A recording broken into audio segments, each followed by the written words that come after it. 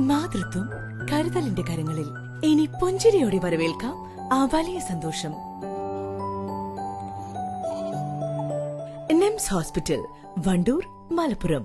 കലാകാരന്മാർ ആരെയും കൊല്ലുന്നവരല്ലെന്നും അതുകൊണ്ട് തന്നെ കലാപ്രകടനങ്ങൾ ആസ്വദിക്കുന്നവരും പ്രചരിപ്പിക്കുന്നവരും ക്രിമിനലുകളാവുന്നില്ലെന്നും കവിയും എഴുത്തുകാരനുമായ ആലങ്കോട് ലീലാകൃഷ്ണൻ. നാടകരംഗത്ത് നിരവധി സംഭാവനകൾ നൽകിയ KG ഉണ്ണീൻ അനുസ്മരണം ചുങ്കത്രയിൽ ഉദ്ഘാടനം ചെയ്ത് സംസാരിക്കുകയായിരുന്നു അദ്ദേഹം. അയ്യാവ് വൈകുണ്ഠസ്വാമികൾ തൊട്ടുള്ള കുറേ സന്യാസിമാർ അതിൻ്റെ പിന്നിലുണ്ടായിരുന്നു.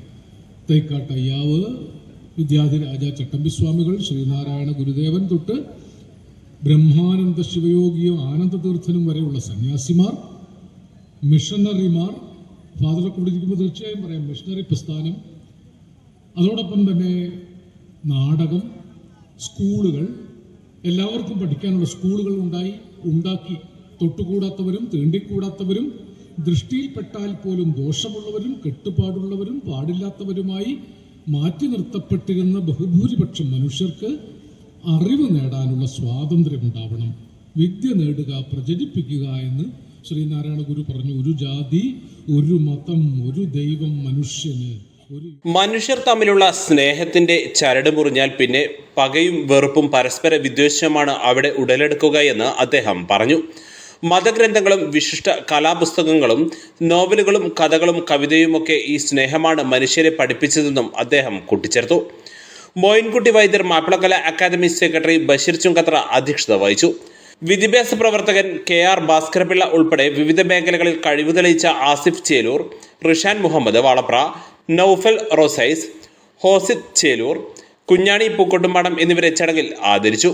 ചുങ്കത്ര ഗ്രാമപഞ്ചായത്ത് president TP Reena, MT Nilambur, father Mathew Vattiyanickal, MR Jayachandran, Gafoor Chungathara, Anwar Avanikkad, KT Shameer എന്നിവർ സംസാരിച്ചു. തുടർന്ന് KG ഉണ്ണീന്റെ ഗാനങ്ങൾ ഉൾപ്പെടുത്തിയ ഗാനമേളയും സിനിമാ പിന്നണി ഗാനരംഗത്തെ ഷഹജ, കലാഭവൻ ജിത്തു എന്നിവരുടെ നേതൃത്വത്തിലുള്ള കലാസന്ധ്യയും അരങ്ങേറി.